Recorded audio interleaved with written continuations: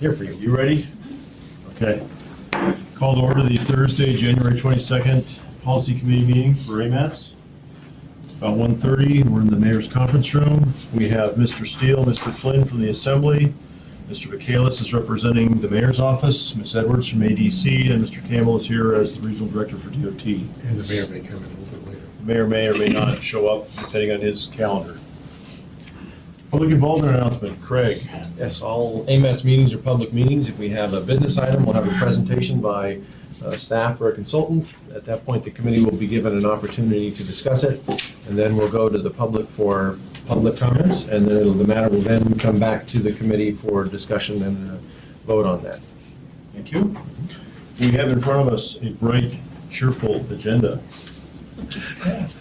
Would anyone care to make any modifications on Mr. Lyon? Has anything happened that you're aware of since you went to press? No, sir? I actually would like to make a motion to amend, if you don't mind, Mr. Chairman. That's what we're here for. My understanding was the TAC had some discussion on the Gamble Street project. We'd asked that they consider as an amendment to the tip. And I would like to get an update on where they are. And I called Mr. Lyon yesterday and asked if he would have information available. He said he could, so if we could add that to the information reports, I'd appreciate that. Andrew Gamble, update on informational reports. One other item that Let me just take this one off for a second. Do I have a second on that? Is there any? Second. Seconded. Any objections to that? I'm not going to go to public comment on that.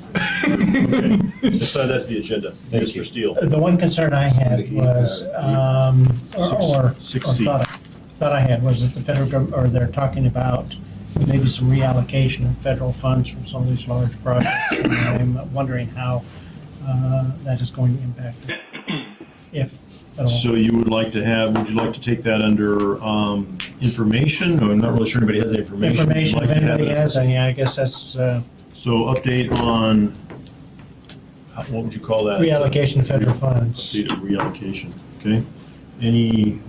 Mr. Flynn, I assume you seconded that? I would be happy to second that, Mr. Chairman. Thank you. Any objection to that modification agenda, okay? Any other modifications to the agenda? I have no more, sir. The agenda. With that, I will move to approve the agenda as amended. Thank you. Moved and seconded. Any questions to that? Seeing none, okay, we have an approved agenda. Minutes from November 20th, which I believe was our last meeting. It seems so long ago. Absence makes the heart go fonder, Mr. Chairman. I'll move to approve and compliment the staff for a well-produced document. We covered a lot of ground in November, and I think this captures it very nicely. Moved I'll second it. and seconded. Thank you. Edwards, any corrections to the November 20th minutes? Seeing none, is there any objection to adoption of those minutes? Seeing none, those minutes are approved. Business items. We can also show that Mayor Sullivan has joined us. Mr. Michaelis has departed, if you don't mind. Travel demand model assumptions. Mr. Lyon, is that you? Me. Okay. So you last had this item on your agenda, I believe, at that November 20th That's right. meeting. And at that meeting, I'm trying to get to the notes here so I read it exactly. Mr. Mayor Sullivan moved to postpone action on either recommendation until the December meeting, allowing staff and the consultants to engage with AMATS, Subero, and Kamada to attempt to refine numbers. So that was the motion at your last meeting. And so, as many of you know, I think several of you attended, we did have a meeting where the AMATS, Subero came and kind of presented where their numbers came from. And we also had a presentation by the folks with from DOT with the Connect Arm Crossing Project, who presented their model results, or their kind of what came into their assumptions, et cetera. So we had both of those kinds of discussions. We brought the information back to the TAC. We had several meetings on it. can't remember now, but because seems like so many meetings, whether or not we had a work session somewhere in there. But anyway, at the last TAC meeting, January 8th, the TAC did vote to approve the assumptions that were in the model, the proposed model as proposed by our consultant, RSG Incorporated, which is what you had basically the last meeting at that November 20th meeting. They voted to accept those and utilize those and to modify the memo that's in front of you just a little bit. And so that is what's before you today, to accept the modeling assumptions and to accept the recommendations in this model update. There was some discussion at the meeting about the amount of collaboration that was done and what exactly the definition of collaboration is and what does the committee believe to be collaboration, and whether it's just to work together or whether it's to work together to come to some agreement or to have an agreement. I did find a definition on FHWA's website related to collaboration, which says working together on a shared problem or project in which all parties have a sense of ownership and are jointly involved in creating the solutions or outcomes, synonymous with partnership. So that's what I have to go on for FHWA's definition of what collaboration is. So I guess I can leave it up to you folks to decide maybe if we've collaborated or not collaborated or collaborated enough. In my opinion, we've worked together with the AMATS Borough and the Connect Arm Crossing folks to get some information and try to get a sense of where their model comes about. Bottom line is the TAC did recommend by a vote of 6-1 to approve the recommendation of the consultants using the numbers that they have based on the Department of Labor and Workforce Development. And so I know Mr. Furkanja is on the line if we have specific questions, if you want to get into detail, but I'll try to answer questions from that perspective. Okay. See what you have. So before I go to public comment, let me clarify one thing here. It seemed like when we sent it back, what we had at the last meeting was kind of a separation of the staff and the TAC on how we should move forward with this. And your assertion is that we have now healed that wound and we are moving forward as one. Is that? That was the vote that came out of the Technical Advisory Committee, was a That's 6-1 what I vote that yes. deciphered from this too, but Yeah. okay. Yeah. So now I will open the floor up to public comments on this item in front of us for adoption. Anyone? Going. Mr. Steele? I have, one way or another. Thank you, Mr. Steele. I'll move to approve, Mr. Mr. Chairman. Flynn, you have any? I'll move to approve. And if I get a second. Okay, well, we'll come back after the motion. We have a motion to approve? I'll second. Thank you. Moved and seconded. Now we'll have some discussion. Mr. Flynn, if you have some comments? Yeah, I did sit in on the joint meeting with the borough and did appreciate the conversation. Clearly, we have more work to do to coordinate with the MATSU, but I think on the whole, we made some steps forward. It was kind of fun to see my old friend Murph O'Brien. There was no emphasis on the word old, was there? He made the comment that he was the only MATSU planning director ever to leave the job without being under duress. I commented this because it was physically the largest person ever to occupy the position. But it was a good conversation, very candid, some frankly pointed conversation, but I think in the end produced a good result, and I appreciate it. I would, Mr. Chairman, after we take up this motion, like to discuss a little bit the additional staff recommendation at the end of the memo. Okay. Mr. Sullivan, any comments or concerns? Ms. Edwards?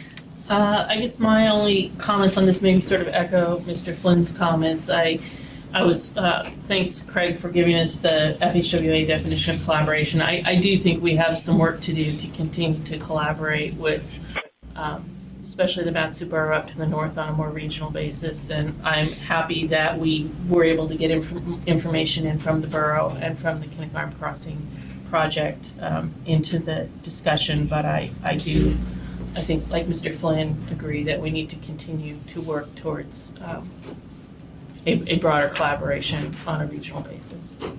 Matsu Borough is obviously very important to AMATS transportation system because of the high level of commuter traffic coming in. So it's the more consensus we have on our projections, I think the better our planning will be.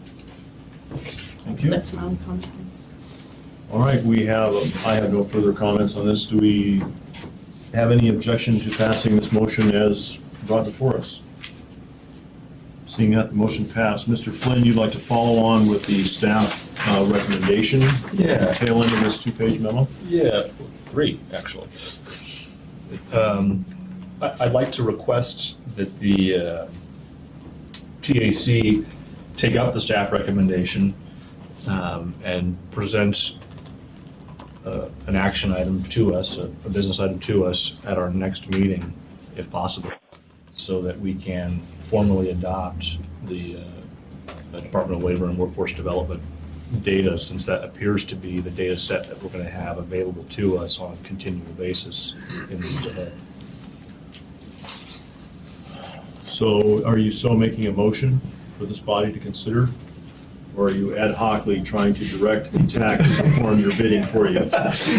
Whichever one works best. I'd like to be in the sense of a formal Yeah. direction to the TAC. I would prefer to have direction from this committee if what the committee so desires. I'll make the motion, and I'm a little uncomfortable doing it just because we didn't publish it as an action item. So maybe it's better to ask that it be a business item for us to take up at the next meeting to direct the TAC. I don't want to cheat the process. I would say that's a fair thing to do. I like that better. Excuse me? I like that better. I'll second Yeah. that. That's a motion. Okay, so no motion, but Mr. Lyon, if I may request that this be a business item to take up at the next meeting, and then we can refer it to Formally? the TAC. Yeah, I think it's a very worthwhile recommendation, but I don't want to shortcut anything. And I guess I will speak to those TAC members in attendance that you see where we're headed on this and you can start thinking about it in your spare time. They have lots of that idea. Like they got nothing else to do, I know. Okay, so I believe that completes that item. We're now on to the interim 2035 MTP resolution memo. Mr. Lyon, is that you also? Sure it is. Ms. Underwood had to leave, so she was unable to come and present this, so I will semi-wing it for you. So you have a memo and a resolution signed by our TAC chair before you. This is basically, what we're trying to do is set the ground rules for what our assumptions are going into the interim MTP. And as you remember, we're still working on our full-blown MTP update.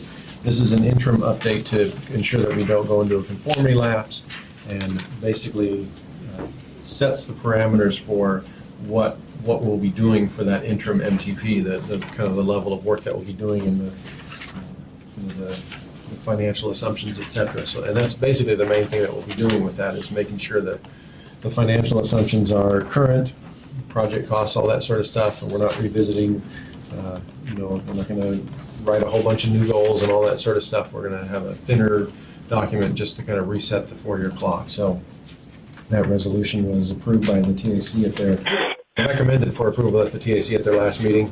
And so you have it before you today for your discussion, hopefully adoption. Okay, Approval. thank you. There are several TAC members here who can, I was just going to offer them collectively the opportunity to speak if they so desire. Does anybody from the public care to speak to this resolution and/or the adoption thereof by this committee? Stone cold silence emanating from the back of the room. Okay. I thought it was more exciting than that. I guess that's agreed. I don't know what it is. Boredom. Mr. Chairman, I'll move to approve. Move to approve, thank you, Mr. Flynn, and seconded by Mr. Sullivan. Do we have any discussion?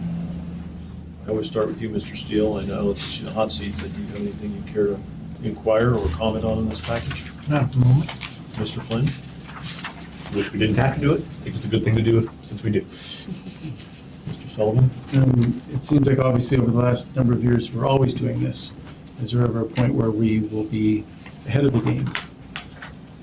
I'm pretty confident that we will get to be ahead of the game. We had some extenuating circumstances that caused this particular issue. And we're just kind of trying to get ahead of the curve in terms of not going into the kind of lapse with the one-year grace period that we had last time. And this would solve that issue. So I'd like to say we're learning. Maybe we're slow learners. We're getting there. Anything else? Thank you. Ms. Edwards? No, I don't have anything else.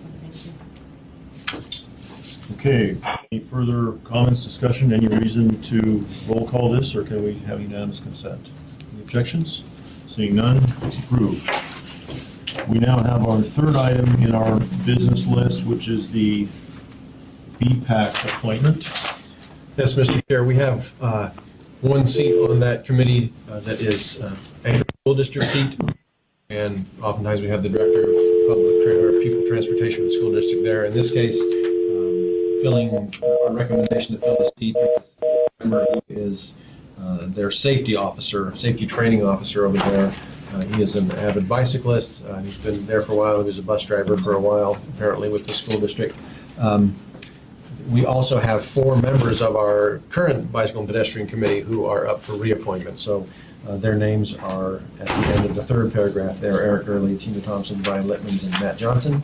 So we had this at the TAC. They recommended the reappointment of those 4 and the new appointment of Mr. John Miller there. So they recommended unanimously that those appointments and reappointments be approved. So I guess I would like to take this a little bit individually. I'd like to take Mr. Miller as the new appointment as an individual, and then we'll get to the reappointments in a minute. So does anybody have any comments on Mr. Miller's appointment to this committee from the public? Seeing none. From the board? Addition.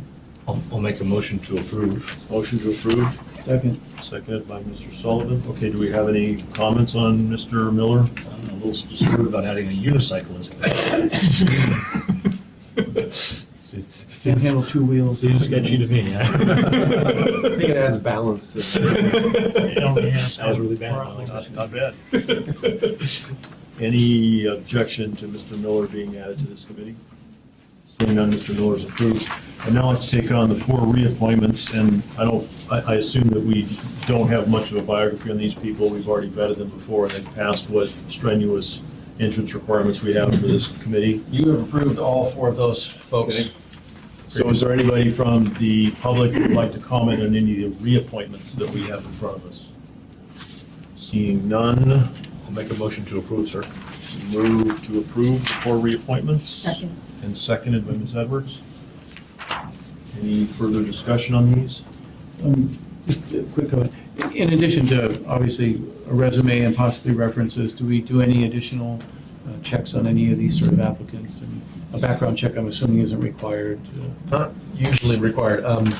We try to have some sort of conversation with them to kind of gauge their interest in their being on the committee. The Matt Johnson and Tina Thompson are both public members, so they're at-large public members. Mr. Gurley fills the disability services seat. He's with Hope Cottages. And then Brian Littmans is the kind of the bike advocate seat, so he's with the bike Anchorage, I think it's called now. But the public members, they kind of, they have to apply for the seat, and they're at-large members, so they typically are people who are very interested in being on the board. The other people may be interested, but they're also, we'll call up a group and say, hey, we're really looking for someone to fill this seat.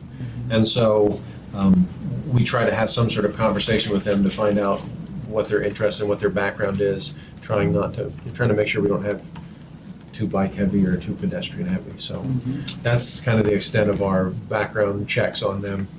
And this is a follow-up, Mr. Chairman, is there attendance requirements for these positions? And if so, do we have data that any of these folks are not meeting attendance requirements? In the bylaws for the Bike and Ped Committee, we do have attendance requirements. I don't remember off the top of my head what they are, but we do, if they're not attending, we will send them an email saying, just curious, you haven't made the last 3 meetings or last 2 meetings. We only meet quarterly, so only 4 times a year. So if you've missed 2 meetings, you're missing half of really important stuff. And so we have had people who have said, responded back saying, I just can't seem to make it. You might want to find someone else. So we do want to make sure that they're active and show up. And So the these 4 people are We're active. Very active. Okay. Very active.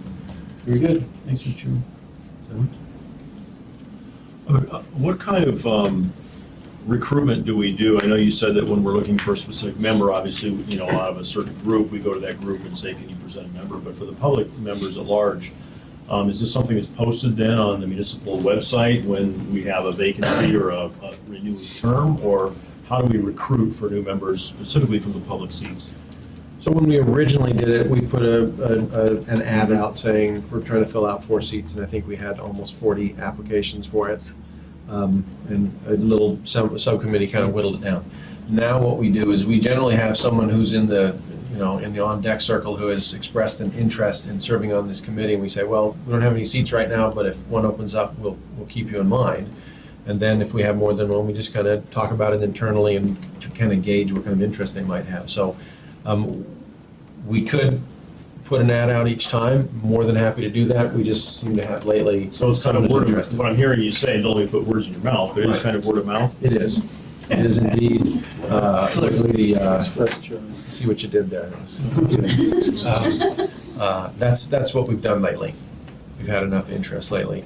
Okay, and so it would be, and I've been here long enough now to recall that it seems like it's the general rule that they get reappointed into their seats. We don't often have a seat that turns over unless somebody has changed physical locations or something. But for the most part, we just reappoint people into their existing seats, correct? Yeah, the only one that we've had to keep swinging for, the school district one, we've had, one person retired and then one person realized they couldn't keep the attendance up. And so that's the one we're getting this John Miller there. Yeah. And then the other one is our social services organization that is a vacant seat right now. We think we have an applicant that will bring through the TAC next month. But that one has been challenging to find someone to fit that bill. And those are not ones that we generally put an ad out saying, hey, if you think you're a social services organization that fit the bill. Yeah. Okay. It's been word of mouth. Any further questions or comments? Mr. Chairman, just on that last point, I would highly recommend you utilize someone like the United Way to help find a candidate for that seat, just because they're connected to so many different social service organizations. It's a good suggestion. We have a motion in front of us. It's been seconded. We've had plenty of discussion. Is there any objection to renewing the 4 candidates for the Bike and Ped Committee? Seeing none, that group is reappointed. We now move on to the informational reports. We have an O'Malley Road update. Mr. Lyon, you're going to be handing this off to someone else, I I assume? am having Cindy Ferguson maybe start and hand it off to someone. I'm just going to get out of the way. I'm Cindy Ferguson. I'm with the Department of Transportation. I've been with the department for about 18 years, and I've been a project manager there for about 8. And I'm here to talk today about O'Malley Road reconstruction. And I grew up in a neighborhood off O'Malley Road, so it's a project near and dear to my heart. I can talk and talk. I will try to be brief. 10 minutes. 10 minutes, keep it moving. All right.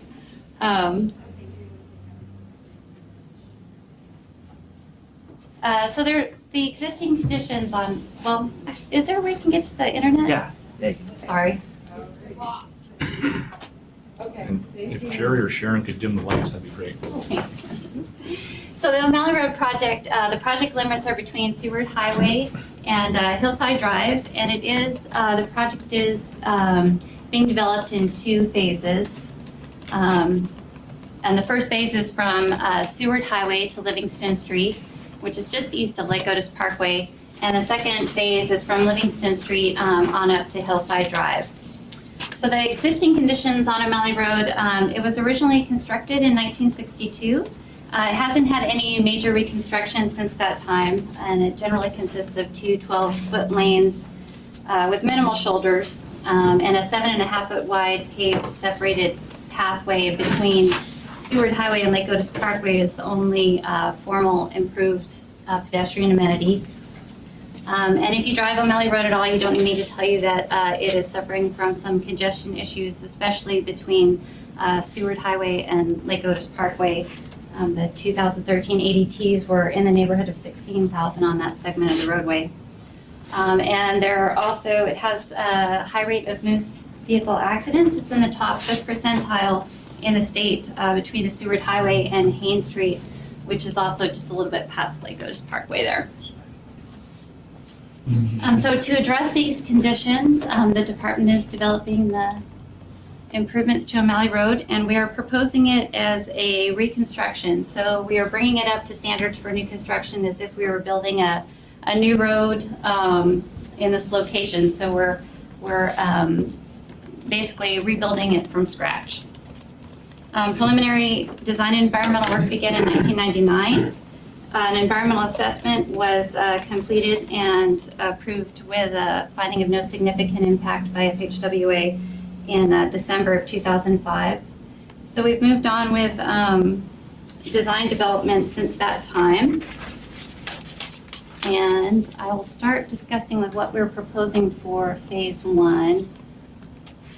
And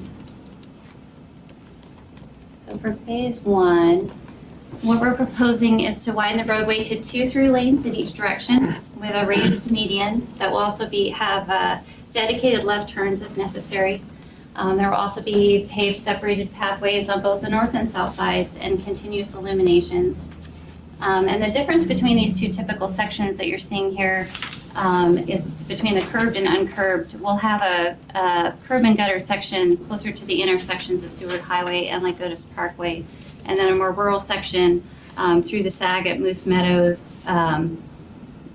And so the pathways will be a little more separated, and it'll be a little bit more rural feel in that area. And to give you an idea of what it will look like, I have a video that's really quick, only a couple minutes.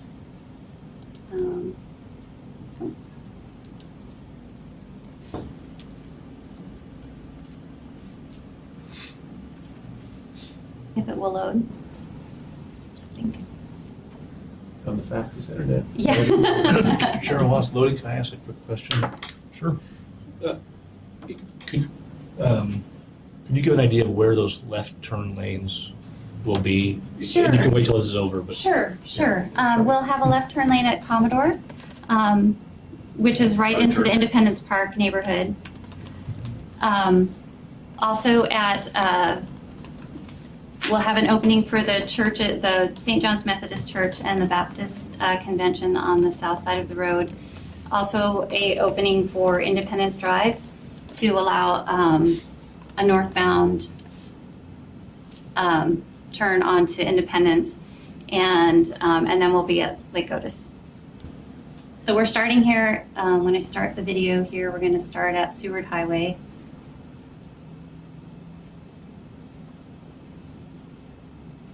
Maybe.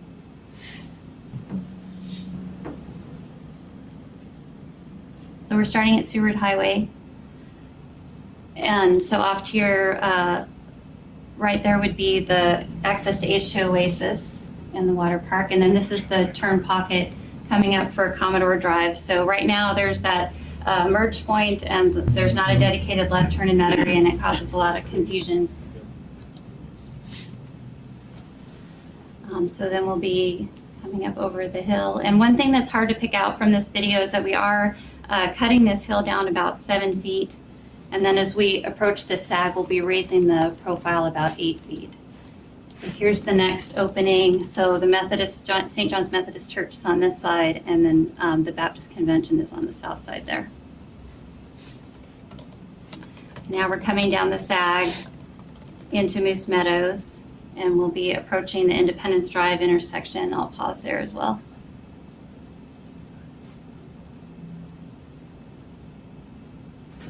So developing a left turn lane. And so here at this intersection, we would allow a left in onto Independence, but not a left out. So you could, if you're coming westbound on O'Malley, you can turn right onto Independence. Independence can turn right out onto O'Malley, and you can make the left if you're going eastbound on O'Malley onto Independence. So a little bit different than today's configuration. No left turn. So what's been the public reaction to that, about not being able to go east off of Independence?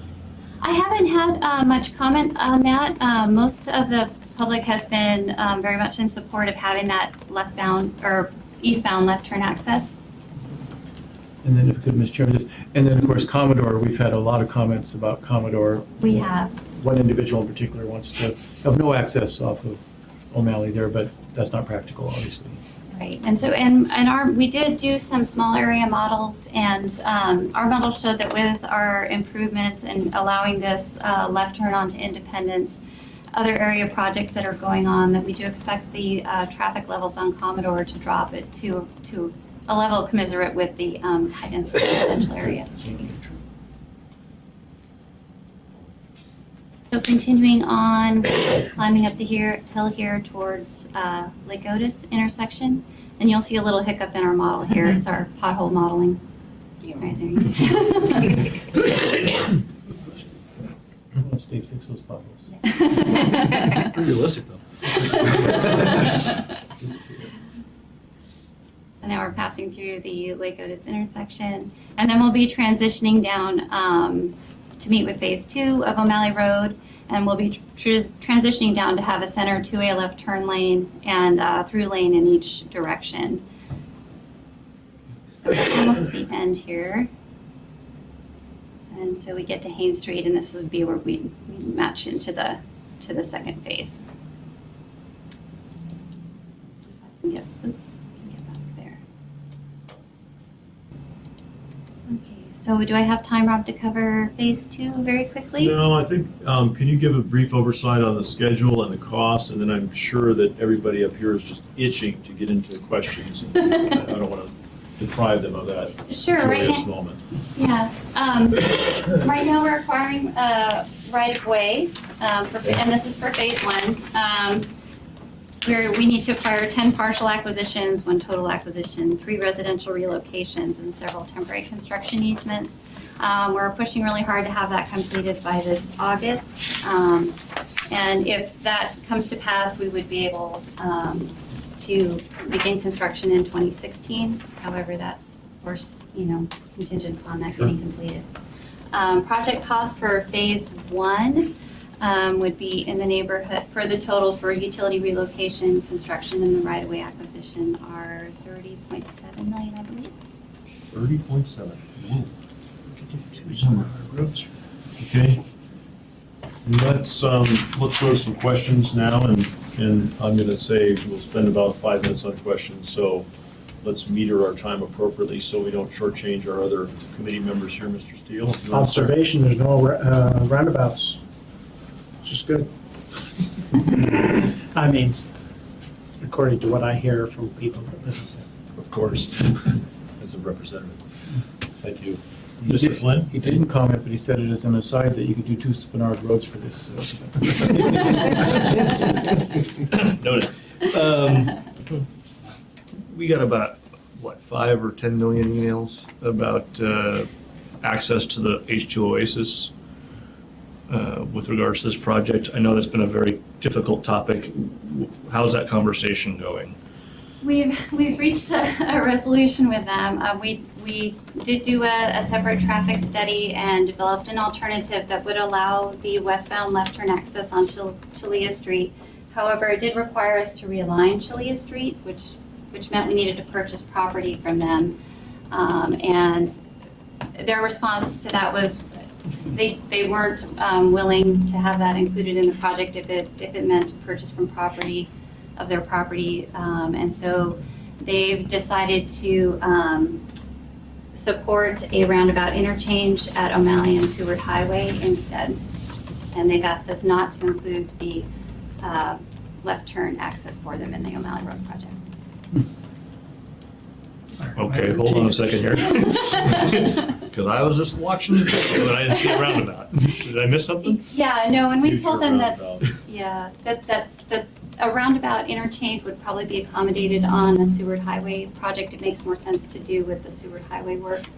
And that it may or may not be a recommended interchange style at that location. And, that it was uncertain. I think I know what I need to know. Thank you, Mr. Chairman. That's it. Mr. Sullivan? Comments? No, questions? no, it looks like the calls that I've been getting were certainly on Commodore. and I think we're satisfying the need there, so. Ms. Edwards, any comments? I don't think I want to interrogate you, Cindy. I've got opportunity to do that at work. Very kind of you, Chairman. Save you from the public component of that. Well, I'm just happy that we see the video. It's a great visualization technique. Yeah, those Get a things sense help a of it. lot. It's really good. With, especially with traffic modeling, they're very powerful, and you can see how long the queue's gonna be and stuff in there. So, thanks, Cindy, we appreciate it. Thank you. Next up, we have the Abbott Road update. Sean, you're gonna do that for us? Absolutely. Okay. Thank you to the committee for allowing me the time to share Abbott Road with you. I will try to keep it under 10 minutes as well-ish. I believe that's my allotment. In your packets, you do have a handout that includes a fact sheet as well as frequently asked questions, and then an overall map that shows the project improvements at a very high level. So as far as Abbott Road goes, we've got a minor arterial, and the project limits are between Lake Otis and Birch. Now, Abbott Road in that length is one of the highest traffic volumes on Hillside, probably only second to O'Malley Road. We've got a number of rush hour backups on Abbott Road, with especially the portion between Lake Otis and Elmore being your highest volumes on that segment. Then the other thing to note on this one is that we've got the highest accident rate on Hillside located within this segment of the roadway. And that happens to be between Elmore and Birch, so on the east side of the project. This is overall a 2-mile project, so one mile of the segment has the highest accident rate on all of Hillside. Now, between 1999 and 2008, we had hundreds of accidents throughout that section. That included 1 fatality, 5 major injury accidents, as well as 103 minor injury accidents. So admittedly, we've got a safety concern on this corridor. And most of those were associated with intersections. So we've got public approaches coming into it, as well as driveways. And so rear ends, angle accidents are occurring, and that's a majority of the concern there. It's also worth noting that 53% of the accidents involved drivers between the ages of 14 and 19. So we've got a lot of youth accidents. Obviously, as soon as we look at that, Just close service and you're fine. right, obviously the draw there is, or the reason behind that is Service High School. But that really underscores a lot of the issues that we do have on Abbott Road. So this project was scoped out as a rehabilitation project, which is a restoration, resurfacing, and rehabilitation of the overall roadway, with safety as its core mission, right? And which it draws a comparison between what O'Malley is, which is a reconstruction project, bringing everything up to current standards, whereas the rehabilitation is targeted towards safety improvements. So to combat a lot of the safety issues or the safety concerns that we've got, we've proposed, and the preferred alternative has progressed, to include 2-way left turn lanes, continuous from one end of the project to the other, as well as widening the shoulders to 6 feet. Currently, it is already 6-foot shoulders between Elmore and Lake Otis, but higher up the hill towards Service, we only have about 1 to 2 foot shoulders, so widening those out to 6 feet. Other improvements that we've got included in it are pathway improvements on the north side of the road. There's an existing pathway system on the north side of the road, but we will have to relocate that, and it's in a very dilapidated state right now. So resurfacing that, relocating it due to the widening of the road will occur. As well as some other targeted safety improvements, we're going to add a turn pocket to the Birch Road intersection, so a eastbound right turn pocket onto Birch. We are extending an extra through lane at the intersection of Lake Otis and Abbott. So basically, we're adding another extra through lane eastbound. Currently, at the intersection, you've got a right turn dedicated lane that kicks you onto Lake Otis. That will become a right through lane, and then merge about a half a mile later into the standard two-way left turn lane, 2 lanes east and west, 1 lane east and west. We will also be lowering a number of hills in the area. People familiar with the area know the Sahali Hill that cuts off sight distance in the area. And so we'll be lowering that a number of feet so that way you can see approaching vehicles from side streets and side driveways, as well as a hill right in front of service that cuts off sight lines. And as of right now, there's already a flashing beacon there because of the safety concerns. So we'll be lowering that hill right there. And then we'll also be adding a flashing yellow arrow signal to Lake Otis intersection. As far as where we are in the process, just a quick history. The project began in 2001. And with Elmore Extension coming up and being constructed in 2005, 2006, 2007, this project needed to find out basically what the normalized condition of Abbott Road would be after that road was in place. And so once that normalized and we were able to analyze that, this project progressed. And in 2012, we got an approved environmental document, a categorical exclusion. Then more recently, we obtained appraisal and acquisition authority to proceed to appraisals and acquisition at the end of 2014 in September. We've had a 95% review here in December. And as far as upcoming events, we've got an open house next month at the zoo, and I'm hitting another full round of community councils here this month and next month for all the neighboring community councils, as well as Abbott Loop and Mid Hillside, East Hillside. And then we will also be attending the Anchorage Area Transportation Fair, which I'm sure everyone will be going to. As far as so delivery of the project is the next concern, right? So this one, we are trying our hardest to deliver this one for obligation for construction funds this fiscal year.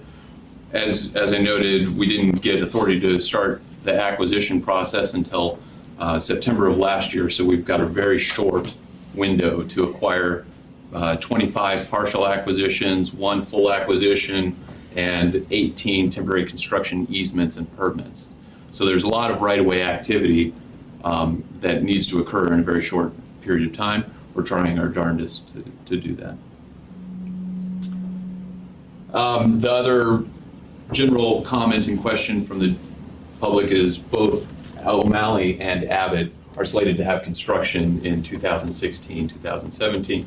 We're working with construction and coordinating between us to try to make sure that we mitigate the construction impacts to the general public, perhaps phasing one or other coordination techniques. Other than that, it's a very exciting project to be involved in. It's targeted at safety, and it is basically spending the people's money as wisely as we can, trying to solve a lot of those safety concerns that we have in the corridor. AbbotRoadRehab.com has a lot of information. Other than that, that's it. Okay, thanks, Sean. So, I find it hard to believe there can be a single question after that presentation. However, I will ask Mr. Steele if he has any follow-on information he'd like. As soon as we get these hillside roads knocked out, then we can allocate to other projects. You have one in mind, Mr. Steele? Anything I covered? just have to use the 4 over there, so. Well, if you guys are having a hard time coordinating between Abbott and O'Malley, we Yeah. can shift some money, My just put sentiment on is that for a way. year or two, and then come back. It's very doable. I do actually have some questions. Well, Mr. Chairman. I did like to see that the conditional authorization, the environmental assessment was clean up there. That gives me hope that the 100-year-old road that I'm looking at is also will pass without any issue. Anything else? That's it. Thank you. Mr. Flynn? Yeah. What's the total project budget for this one? Sure. Total between everything is probably around 24 to 25 million. We're looking at 15 million construction, 3.7-ish for utilities. To date, we've spent about 2 million in design, and we had, I think, 2.5 million in right of way. And I probably should have asked this question of Cindy, but how much does flattening hills add to your construction budget, roughly? Yeah, I mean, it depends on what's adjacent to it. I mean, luckily in this situation, we've got a rural type of road, so you're not rebuilding a lot of curb and gutter, and storm drain systems and that sort of thing are relatively expensive. There's not a lot of underground utilities in the area where lowering the cover over those, causes huge spikes in costs. Definitely less than a more urban situation. Give me a rough order of magnitude. Are we talking about 10%? Are we talking about $1 million? Something. In this situation, we're redoing a lot of the structural section anyways, and so additional cost is really in excavation and a little bit more utility work, maybe, a couple $100,000. That's not rehabilitation. And the other question I had, I mean, and maybe you have done this thought through but didn't express it. What specifically are we doing around Service High? I mean, that's clearly the source of a lot of the traffic incidents. Well, What are we doing specifically around that? Well, interestingly enough, when we look at the spread of the accidents across the whole board, especially in that segment, it's spread throughout pretty evenly. It's not directly in front of service. But with respect to It's on a service. so with respect to service, speed. It takes a while. right. So with respect to what we're doing in front of service, right now we're coordinating with the Anchorage School District and the Muni's traffic department to try to make sure that we meet all the needs in there.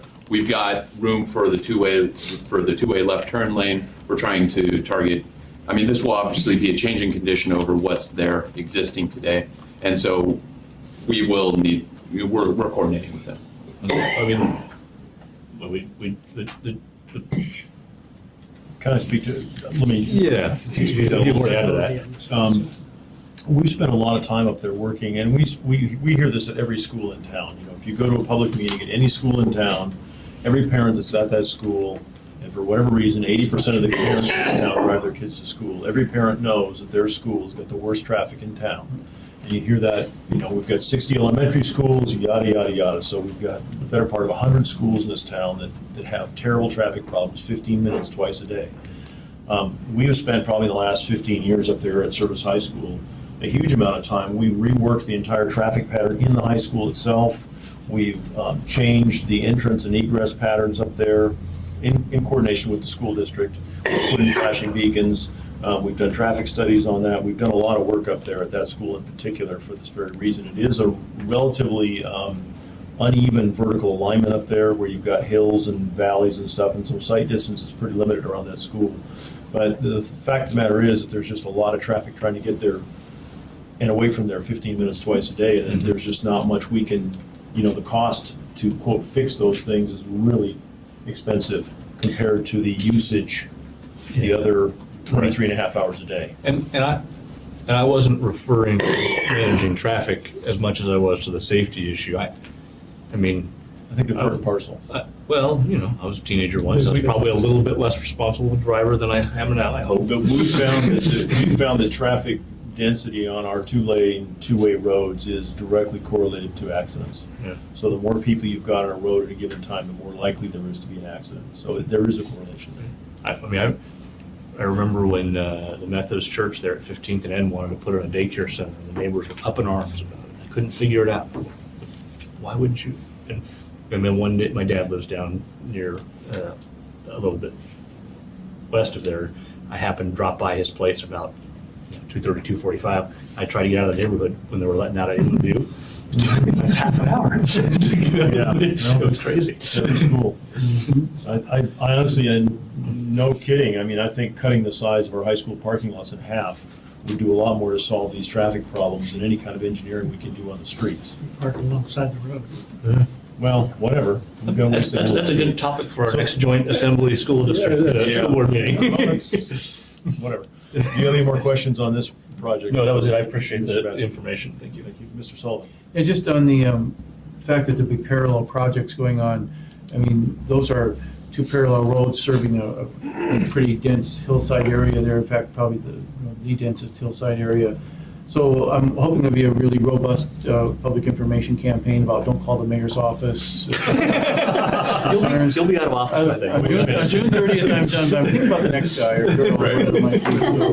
Forward all those calls. Absolutely. I mean, we do have a. Rob's number is going to be well. I'll be fishing with you, won't I? It's a very good point. I mean, we ought to think about whether we want to, how we time these projects. Absolutely. That might be a topic of further discussion on this committee. Well, I'm not sure. You know, we, again, not to steal Sean's thunder here, but we do coordinate all these things. And as you know, we have a joint meeting every year with the municipal staff, the utility companies, and subdividers, and everybody else we can think of. And we do publish an annual map of all the projects in the town that's coordinated between our agencies. So it's not a subject that's foreign to us. And of course, we're always looking to do better. I But just think there's- this one's going to be unusual in that, major work on the two parallel yeah. ones is not an unusual situation, so. Yeah, that's a little. It sounds to me like this one may be postponed a year anyway due to the acquisition issue. The likely situation is that this one will probably And the other one, would be ahead of the other one.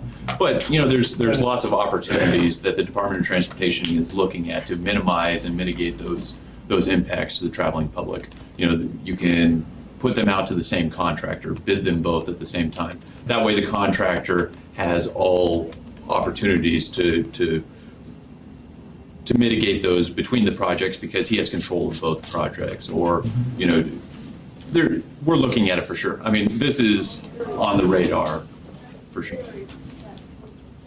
Anything else, Mr. Mayor? No, thank you. Ms. Edwards, any further comments or questions? Thanks, Sean.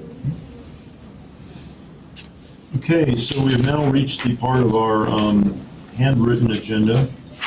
And I believe that we had, was it Mr. Flynn that wanted to talk about Gamble Street? Yeah, my understanding was the TAC took up this issue in the last month or so, and Mr. Lyon might have, I just would like a little bit of an update as to where we are on that Yeah, recommendation so from the policy committee.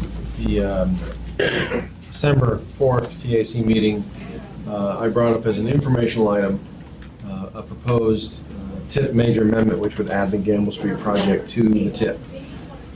As you know, the policy committee voted, when you folks voted to approve the TIP, that you would have amendment number 1 to the TIP be that project. And so my proposal, again, it was an informational item, it wasn't a business item. My proposal was to add it to table 8 of the TIP, which is where we have the, state grant projects and earmarks and when we have those sorts of things. Other federally funded projects that are outside of our AMATS allocation, and I suggested if we add it into there, we would add it with the funding source be illustrative until such time as we had a funding source actually identified.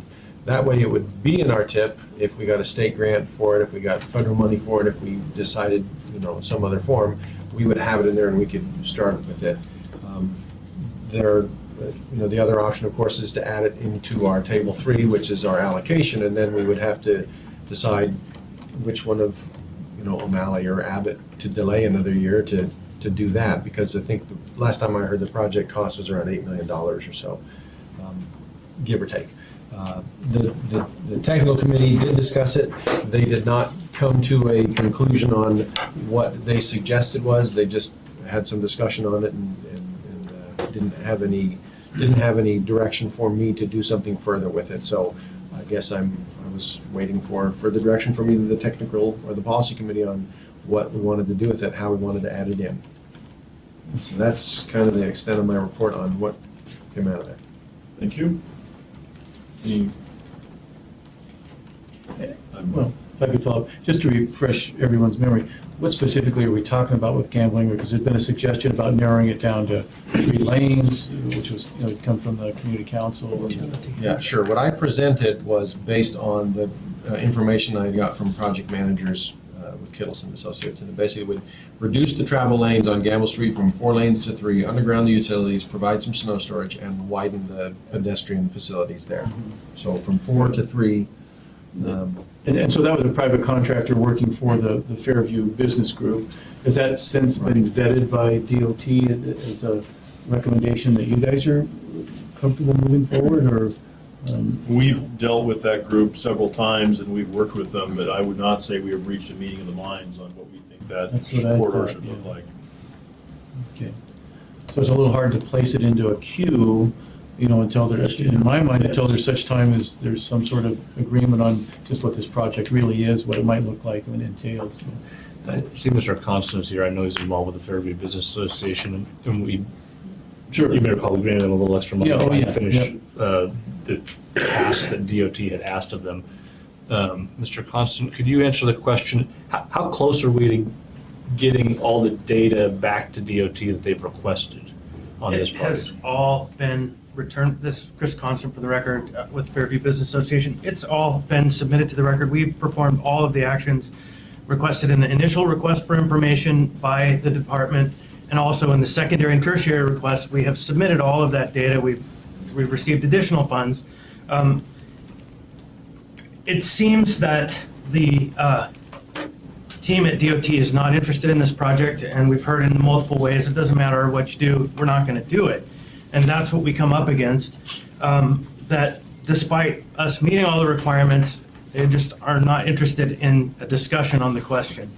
The reason that they give in response to us for why they're not willing to move forward with the project is because they don't understand the impact of all of the major transportation projects that are coming through the neighborhood, which include the bridge and the highway-to-highway connection, or the Gamble to Ingrid connection, whatever you're calling it, and traffic through the downtown Anchorage and the transportation plan, the major transportation plans that they're working on. And so, but they haven't forwarded any initiatives to begin studying the coordination of all of those elements. And so they've told us that this is one of the most important facilities in the state transportation system. And the Planning and Zoning Commission has, in their findings, determined that it is unsafe for pedestrians and for traffic. And the Assembly has affirmed that in the approval of the Fairview Neighborhood Plan. And so we have a disconnection between the locality and the state entity, because they're saying it's the most important facility, or one of the most important, and yet the locality is saying it's dangerous. And so what we need to do is figure out how to induce the ones that have the ultimate veto authority to come to the table and figure it out. And so to that effect, the Fairview Business Association is proposing that a study be done for the Fairview East Downtown Transportation Vortex. That's what we've come to call it, because it is a vortex, and they don't intend to look at this question until 2035 or later, according to the way that the studies are laid out, 2035, right? And so think about where your children or grandchildren are going to be in 2035.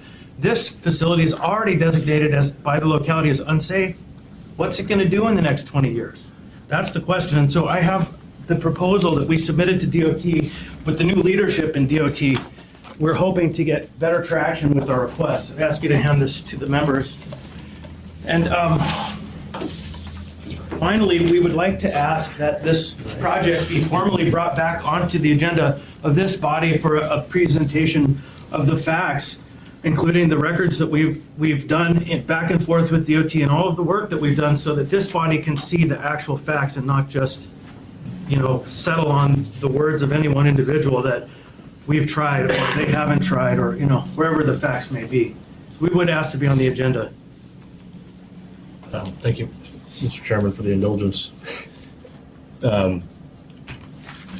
Perhaps in light of what appears to be a disconnect,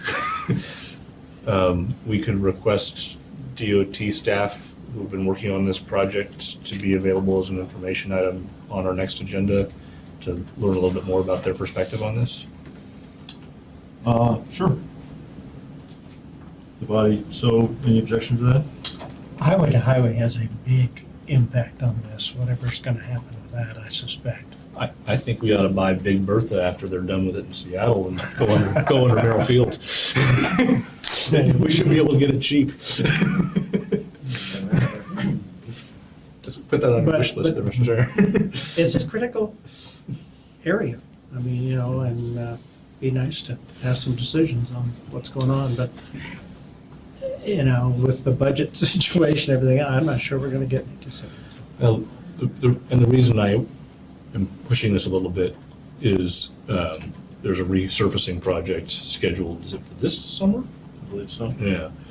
And, you know, I Waste. would rather put it off for a year or two and get this done right than to just put down a new layer of asphalt and then have to tear it up if there's a better answer. And so that's sort of my interest in trying to get to some level of resolution on this. If this body wants to have an informational item next month, we can do that. Is that what, I see heads nodding? Sure. We're gonna do a formal. Are we gonna get any new information and any decisions Well, or understand? I'm trying to bring forward information that seems to be of some interest to this body. And if this body is not interested in that information, I'd be glad not to do that. I had a request, and I see people's heads nodding, so I'm sure it's not going to be a Christmas card exchange, but at the same point in time, that doesn't mean we should run and hide from it, so True. Yeah, we'll drag it out and see what happens. I think that's fair. Okay. Thank you. Thank you.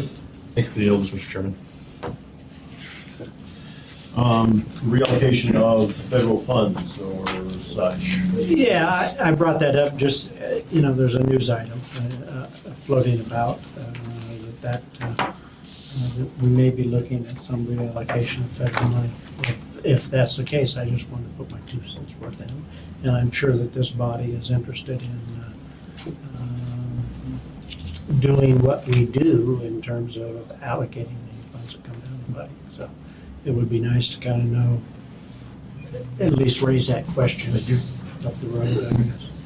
Yeah, I guess I'm kind of held captive to the same news sources you are, and I wish that somebody somewhere had information. It seems like we're just dealing with people's thoughts, and I don't think anybody's made any decision some of those yet, things you know. are political New agenda administration. statements as opposed to actual, in my opinion, factual developments, and so it's a hard thing to figure out. I would say, personally, it's fair, you know, we get asked every year within DOT, both by the congressional delegation and our state legislative delegation, you know, what's the status of the money that we've allocated to you over the last 4 or 5 years? And, you know, give us the accounting of how much have you spent, how much is obligated, and how much is just sitting there because you guys, for whatever reason, haven't got there yet. It'd be nice to know what that is, because if there's a lot sitting around, I'd like to scoop it up.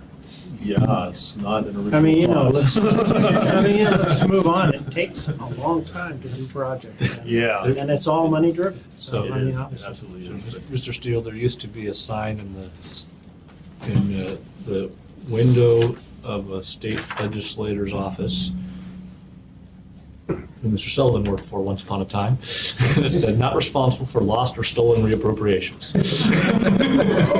Valid point. If we're not using it, somebody else can put it to use. So, I think there will be quite a spotlight on that effort this year. More than I agree, yeah. But let's Yeah. raise the issue. Okay, thank you. We now have time for committee comments. Mr. Steele, anything you care to I'm add done. for the good of the body? I Mr. don't Flynn, hesitate. Do you want to hear more, Mr. Chairman?